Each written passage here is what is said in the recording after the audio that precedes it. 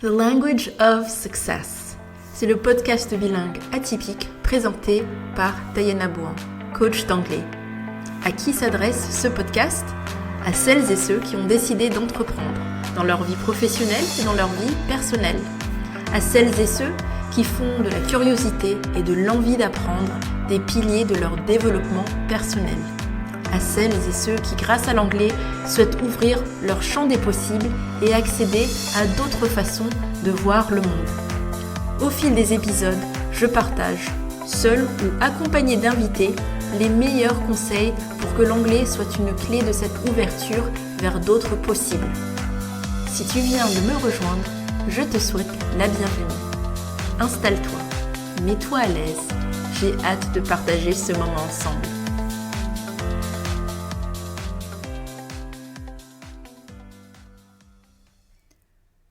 Bonjour et bienvenue dans ce nouvel épisode de The Language of Success. Aujourd'hui, on va être sur un quick tip, quick win numéro 5. Ça fait un moment que je n'ai pas enregistré d'épisode, je crois que ça fait 15 jours. Mais j'ai eu une voix absolument horrible, j'étais malade. Donc j'avais la bonne excuse de vous épargner, d'avoir une voix complètement éraillée, voire limite laryngitée. Ce mot existe-t-il en français ? Je ne sais pas.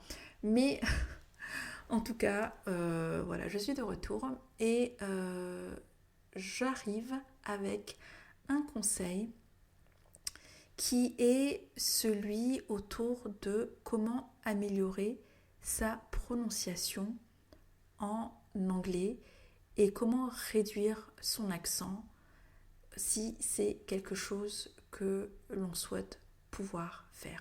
Alors, avant toute chose, je voulais quand même apporter ce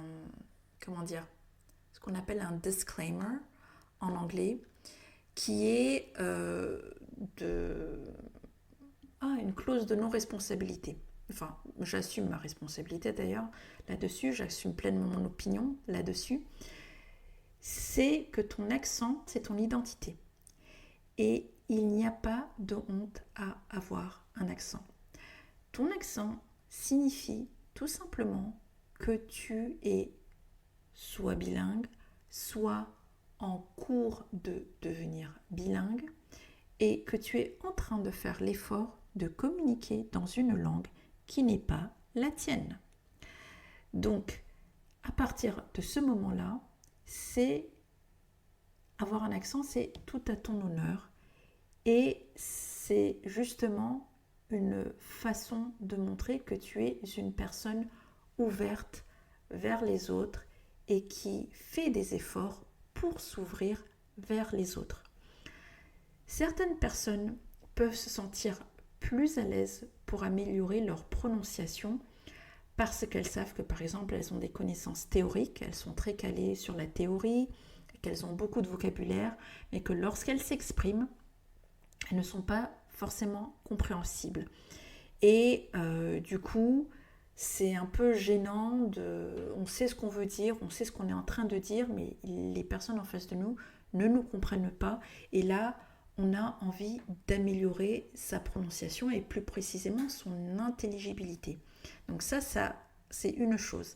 Il peut aussi y avoir le cas de figure d'une personne qui veut réduire son accent parce que pour des questions d'intégration dans un pays dont l'anglais est la langue maternelle, on a envie de pouvoir réduire son accent, on a envie, pourquoi pas, parce qu'on aspire à non plus être un expatrié, mais vraiment un immigré, et donc vraiment s'intégrer sur le long terme.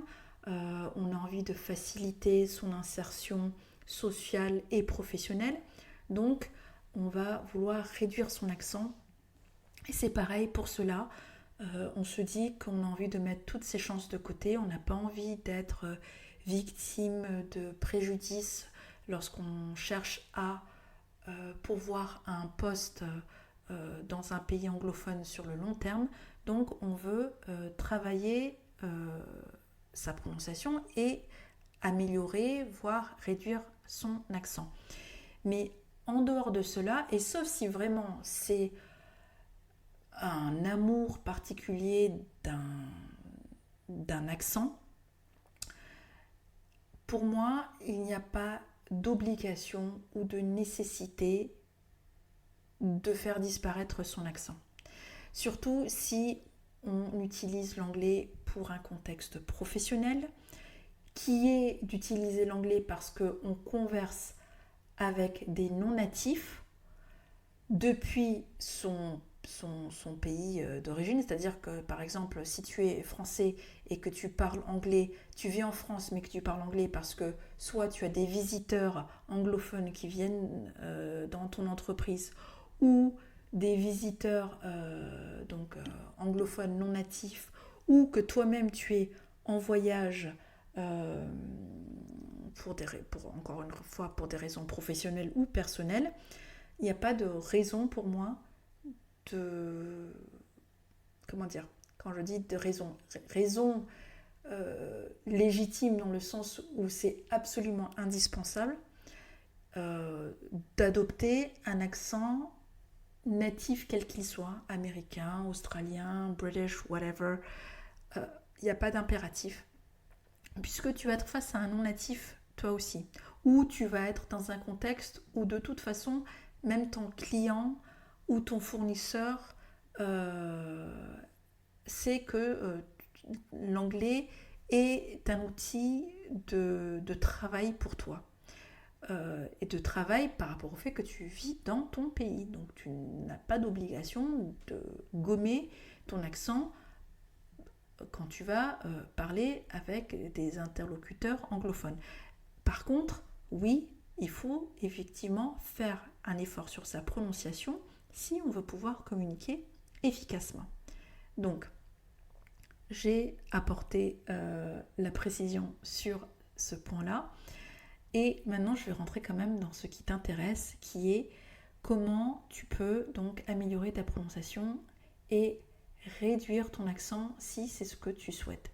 En pratiquant 5 minutes par jour, en étant pleinement présent d'esprit dans ce que tu fais, c'est-à-dire en ne faisant pas du vite fait, mal fait, ou du je le fais parce qu'il faut le faire, mais en fait j'ai la tête ailleurs, tu vas activer des connexions neuronales et qui vont clairement te permettre d'améliorer ta prononciation et, encore une fois, réduire ton accent ou en tout cas faire en sorte que ton accent français ou francophone ne soit pas un obstacle à ta communication. Alors, l'idée c'est de faire ça en 5 minutes par jour et les étapes que je vais te donner peuvent être découpées. Tu peux le faire d'un coup ou tu peux découper en 5 minutes par jour. L'idée c'est de le faire un petit peu tous les jours pour que justement tu muscles cette prononciation et cet accent en anglais. Tu peux appliquer les conseils que je vais donner soit à partir de supports vidéo, soit à partir de supports audio. Dans les deux cas, tu vas avoir besoin de la transcription. La transcription, c'est donc la partie écrite, un visuel écrit de ces supports-là. Regardons le cas de figure d'un support vidéo sur YouTube, puisque beaucoup de personnes aiment bien regarder YouTube et regarder des vidéos en anglais, s'en servent pour améliorer leur anglais. Et l'idée, c'est de ne pas être dans une consommation passive, on va dire, de l'anglais, mais d'essayer d'écouter et puis aussi de pratiquer tant qu'à faire. Donc tu vas choisir une vidéo courte, déjà sur un sujet qui te plaît et qui t'est familier, d'une durée de 5 minutes maximum, sachant que de cette vidéo de 5 minutes, tu vas toi-même travailler sur un extrait de 3 minutes. L'idée, c'est dans les 5 minutes, tu as un choix d'un extrait de 3 minutes sur lequel tu vas bosser, travailler donc ta prononciation et ou ton accent. Le but, je le précise, quand tu vas choisir ta vidéo, ce n'est pas d'apprendre du nouveau vocabulaire. Donc, ce n'est pas ce sur quoi tu vas te focaliser. Tu vas travailler ta prononciation. Et donc, tu vas améliorer la prononciation du vocabulaire que tu maîtrises déjà. Et c'est pour ça que l'idée, c'est de choisir une vidéo que tu connais déjà, avec laquelle tu es familier ou familière, ou en tout cas dont le sujet ne sera pas une découverte pour toi. Donc, tu connaîtras un petit peu déjà le vocabulaire, où tu auras une grande idée, une idée à peu près affinée de ce que signifient les mots dans la vidéo. Donc tu as choisi ta vidéo sur un sujet qui te plaît, qui est familier, qui dure 5 minutes, et tu vas activer les sous-titres intégrés à cette vidéo. Alors, sur YouTube, tu sais que tu as déjà des sous-titres intégrés. Tu as en bas à droite une sorte de carré ou rectangle avec des petits traits d'union dessus. C'est là où il y a les sous-titres. Tu vas activer ça. Tu peux aussi utiliser, ce n'est pas systématique, tu as des transcriptions qui existent pour certaines vidéos. Il faut regarder dans les paramètres. Donc c'est cette petite roue crantée en bas à droite. Tu regardes dedans, tu as la transcription, les paramètres. Et si ce n'est pas dans cette roue crantée, c'est dans la partie sous-titres. Donc parfois dans les sous-titres, tu as les sous-titres et on te propose également la transcription. Donc, tu vas te servir de ces outils-là. Et tu peux aussi, pour encore monter d'un cran et d'un niveau la qualité de ta transcription, utiliser un module qui existe sur Google Chrome, donc sur le navigateur de Google, sur Chrome, et que tu peux obtenir à partir du Chrome Store, donc dans la boutique Chrome. C'est Language Reactor. Je te mettrai le lien dans la description de cet épisode. Mais Language Reactor, c'est un module que tu peux utiliser pour vraiment travailler l'anglais, mais aussi d'autres langues. Et ce qui est intéressant, c'est que non seulement ça travaille avec les sous-titres de YouTube, mais ça te permet aussi de voir du vocabulaire, des définitions, etc. Enfin, on va mettre cette fonction-là de côté parce que celle qui nous intéresse aujourd'hui, c'est les sous-titres. Donc, tu vas télécharger ce module, l'installer sur Chrome et l'activer sur YouTube. Comment tu l'actives sur YouTube? En fait, quand tu lances YouTube sur Chrome, tu vas avoir une petite icône, un badge en bas à gauche, cette fois-ci, de ta vidéo. C'est écrit LR et en fait on, off, et tu l'actives et tu vas voir que quand c'est activé, les sous-titres apparaissent et donc tu peux suivre tout ce que dit ton interlocuteur, et ce même si la fonction sous-titres ne fonctionne pas correctement de façon native sur YouTube. Donc tu as activé Language Reactor et tu vas donc visionner ta vidéo avec ces sous-titres actifs. Et tu vas juste écouter attentivement donc le contenu de cette vidéo, c'est-à-dire que tu vas démarrer au début ou peu importe, mais n'oublie pas que tu veux juste travailler sur 3 minutes parce que ça va être tes 3 minutes, la base de ton activité. Écoutez attentivement le contenu de cette vidéo en lisant les sous-titres à la vitesse normale. Donc écoutez, lire les sous-titres et on fait tout ça à la vitesse normale. L'idée, c'est de te focaliser sur des points importants de la prononciation qui sont la sonorité des lettres de façon isolée, comment se prononce chaque lettre. Ça peut, par exemple, le A peut se prononcer A ou A en fonction des prononciations, des contextes aussi. Mais le A, la lettre A, en tant qu'article, par exemple, peut se prononcer a child ou a child. Donc c'est intéressant de regarder les différentes sonorités qui existent pour des lettres isolées, mais aussi le son qui peuvent émaner de syllabes et le son que peuvent donner ce que j'appelle un cluster, enfin je ne sais pas moi qui l'appelle, c'est ce qu'on l'appelle en linguistique, c'est-à-dire ce regroupement de deux ou trois ou plusieurs lettres ensemble qui forment un nouveau son. Donc je te donne un exemple, par exemple la lettre T se prononce T et la lettre R se prononce R en anglais. Mais si tu mets le T et le R ensemble, tu vas souvent l'entendre prononcer tr, pas tr, parce que là, il y a un accent qui n'est pas forcément un accent anglais, mais le T et le R, par exemple, T-R-E-E, tree, ou T-R-U-C-K, truck, et tu te rends compte qu'en fait, tu as des sons qui ne sont pas le T et le R, mais le ch, ça fait un ch-ch, tr, r, tr, a, truck, tree. Donc, et c'est cette observation des sons qui se créent lorsqu'on associe plusieurs lettres ensemble qui va être intéressant. Tu vas aussi être attentif ou attentive à l'aspérité, ce que j'appelle l'aspérité de la prononciation. Est-ce qu'on a des sons qui sont durs ou est-ce qu'on a des sons qui sont doux? Et aussi, par exemple, les contractions.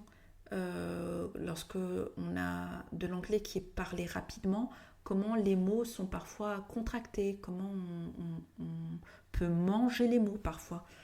Comme en français, parfois on va dire je te dis, je te dis. Une personne qui va apprendre le français, à une époque ancienne, j'ai enseigné le français en tant que langue étrangère, et on me disait mais je te, ça veut dire quoi? C'est je te dis, je te dis. Et en anglais, c'est pareil. Par exemple, on va dire what you're saying, what are you saying, what you're saying.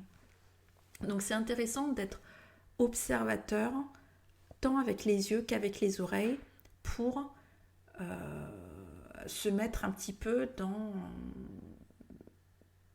une compréhension de la prononciation. Donc là, on n'est qu'à la première étape, mais qui peut durer en elle seule 5 minutes. Tu as choisi, par exemple, de travailler ta prononciation cette semaine, 5 minutes aujourd'hui pour travailler que cette partie écoute active en lisant. Et ensuite, une autre étape, l'étape suivante, c'est celle de ralentir la vidéo et de te repasser donc ton extrait. Et toi, maintenant, tu vas lire à haute voix les sous-titres en essayant de te caler sur le rythme de la personne qui parle. Et ce que tu peux faire, c'est que comme tu vas ralentir la vidéo, ça va te permettre de travailler ta prononciation en mettant vraiment un effort et en, comment dire, travaillant attentivement en fait comment tu prononces les mots. Mais ça va aussi te permettre, avec les sous-titres, comme tu vas voir apparaître au fur et à mesure les mots, au fur et à mesure que la personne elle parle, tu vas pouvoir suivre son rythme. Et donc tu vas pouvoir aussi travailler le rythme de la phrase, autant que les intonations des mots, autant que la prononciation vraiment des lettres, de l'association des lettres, etc. Et ça, tu peux le faire 2 ou 3 fois. L'idée, c'est vraiment de te calquer sur ce que la personne dit. On appelle ça, c'est la première étape de ce qu'on appelle shadowing, c'est-à-dire faire ombre, être comme l'ombre de la personne qui parle et tu es en train de parler par-dessus la personne en ralenti, en lisant les sous-titres à haute voix et en essayant de te caler sur le rythme de la personne qui parle. Ça, c'est ton deuxième exercice dans la prononciation. Maintenant que tu es suffisamment entraîné sur une vitesse ralentie, troisième étape, tu repasses à une vitesse normale et tu vas t'entraîner à dire ce que l'autre personne dit, toujours en parlant par-dessus elle. Et cette fois-ci, tu vas te focaliser sur les sons que toi tu aimais. C'est-à-dire que tu vas vraiment, encore une fois, t'appliquer à mimer, à imiter, à vraiment le perroquet de la personne qui est en train de parler. Et là, tu es vraiment dans cette activité qui est le shadowing. Et une fois que tu t'es entraîné à faire ça plusieurs fois, c'est-à-dire vraiment à parler en même temps, au même rythme, à la façon de la personne qui est en train de parler, tu vas couper le son de ta vidéo, tu vas lancer le dictaphone sur ton téléphone et tu vas t'enregistrer pendant que tu lis les sous-titres. Et là, l'idée, c'est de donc lire à vitesse normale en en te souvenant de comment tu mets les intonations dans la phrase, où est-ce que tu mets ce qu'on appelle l'accent tonique, où est-ce que la syllabe est dit un peu plus avec insistance dans un mot que sur les autres syllabes, comment sont prononcées l'association de deux ou plusieurs lettres, etc. Tu travailles tout ça, encore une fois, en pleine présence.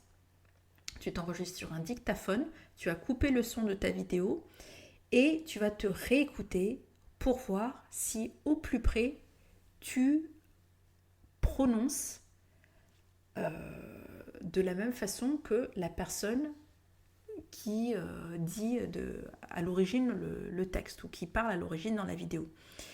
Et tu peux vraiment te réenregistrer autant de fois que nécessaire. Et quand tu vas te réécouter, s'il te plaît, fais preuve d'esprit critique, mais pas à outrance. C'est-à-dire que oui, tu vas être critique sur si est-ce que tu as prononcé correctement les lettres, est-ce que tu as respecté les intonations, les accents toniques, etc. Mais ne sois pas critique en te disant « Ah, mais de toute façon, c'est pas exactement le même accent que la personne, c'est pas un accent américain ou british ou ce que tu veux, et que du coup, c'est forcément mauvais. » Non, l'idée, c'est est-ce que si tu te réécoutes, tu as l'impression de entendre la personne en face de toi avec peut-être un accent francophone.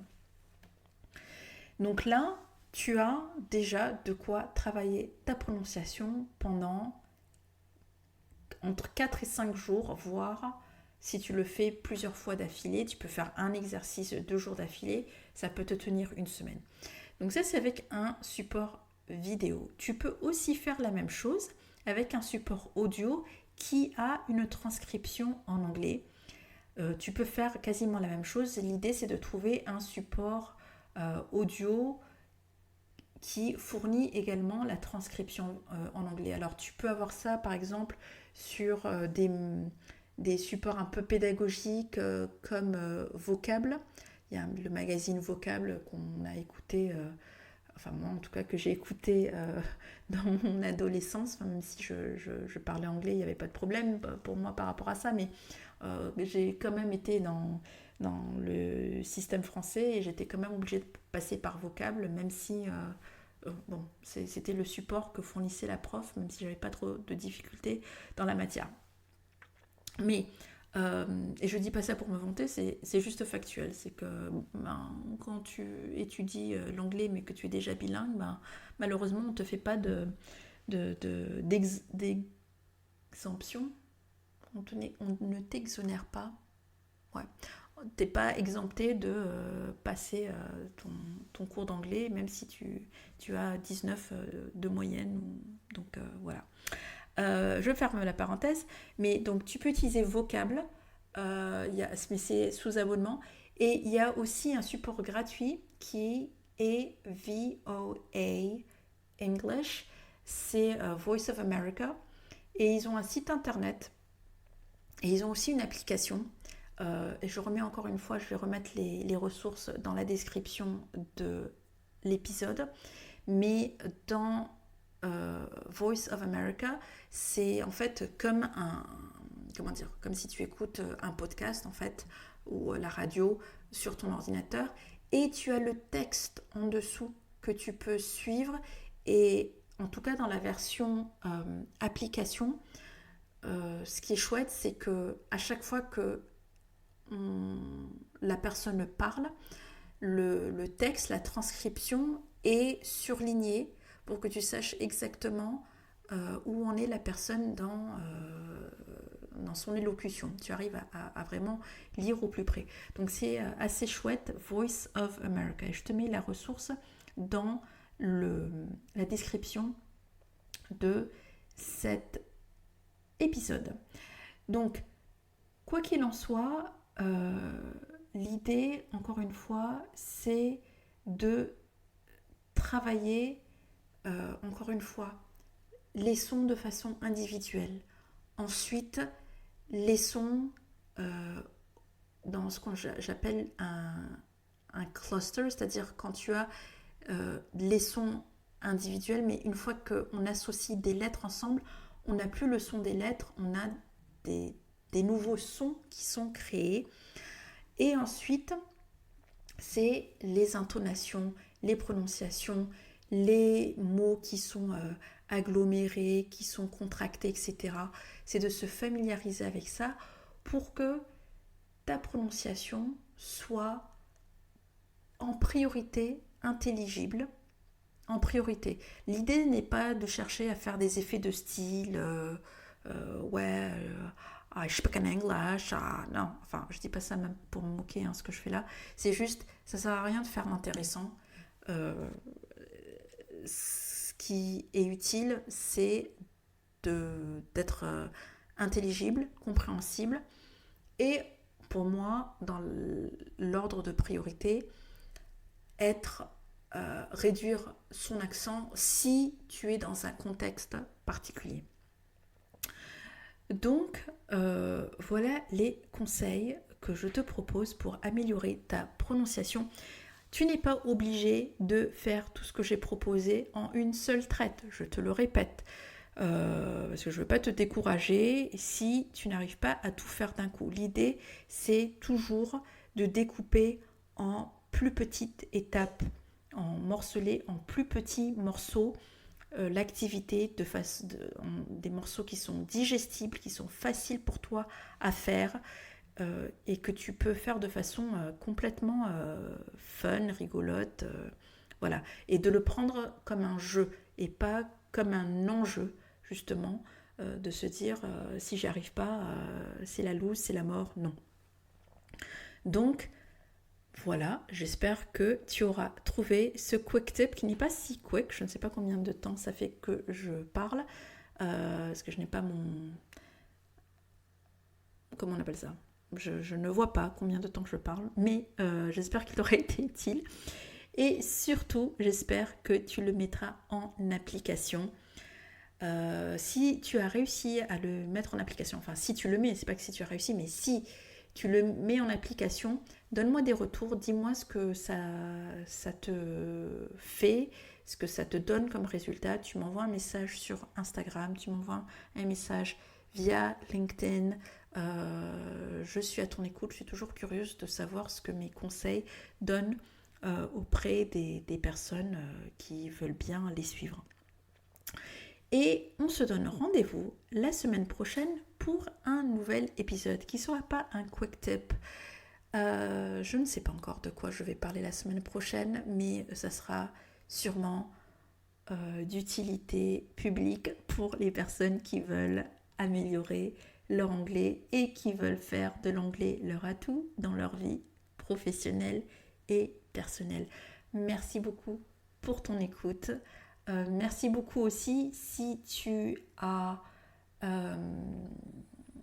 noté le podcast, si tu en as fait des commentaires sur ta plateforme préférée. J'ai vu que sur Apple, il y avait des personnes qui avaient eu la gentillesse de noter mon podcast, donc merci beaucoup. Et on se retrouve très bientôt.